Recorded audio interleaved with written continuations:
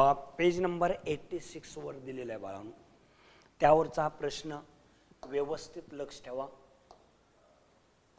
आणि प्रश्नाचं उत्तर लिहून काढायचं. फक्त मोबाईल घेऊन बघित बसायचं नाही बाळांनो, लिखाण करायचं.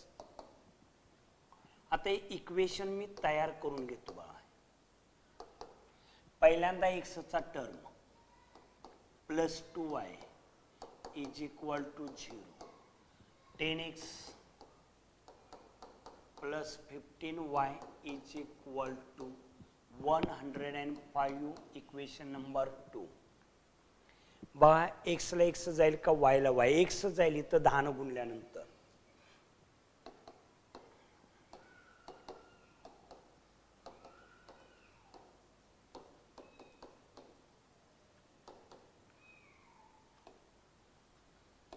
Ten in bracket minus x plus 2y is equal to 0 minus 10x plus 10 दूनी 20y इज इक्वल टू 10 ने शून्याला गुणले 0. नंबर 3. 10x ला 10x जाणार आहे, ॲडिंग करा.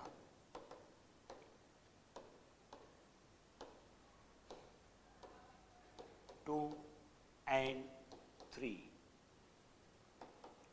10x plus 15y is equal to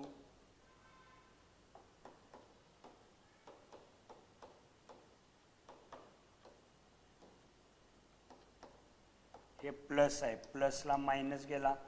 20 15 35 105.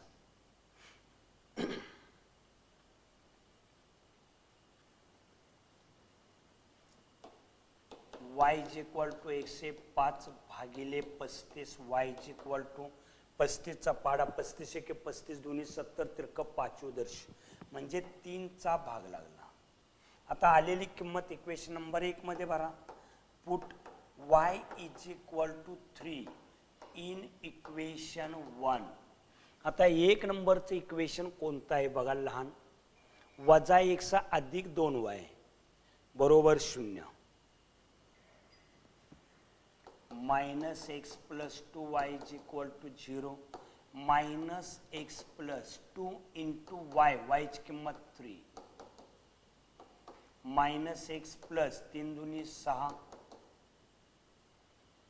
Minus x is equal to minus 6. Sign change केलं बाळांनो, कारण ज्या व्हेरिएबलची किंमत पाहिजे त्याचं साइन अधिक पाहिजे. मग पलीकडे चिन्ह कोणतंही असू दे त्याचा काही संबंध नाही. प्लस असेल तर मायनस करून ठेवा, मायनस असेल तर प्लस करून ठेवा. फक्त या व्हेरिएबलचं साइन प्लस असावं लागतं.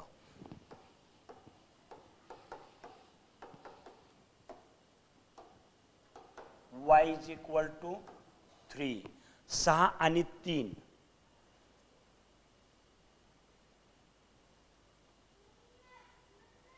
ॲडिंग केलं, y ची किंमत 3 आली. 3 किंमत इक्वेशन नंबर 1 मध्ये भरलं. 3 दूनी 6 वजा 6 साइन चेंज केलं 6 आणि 3.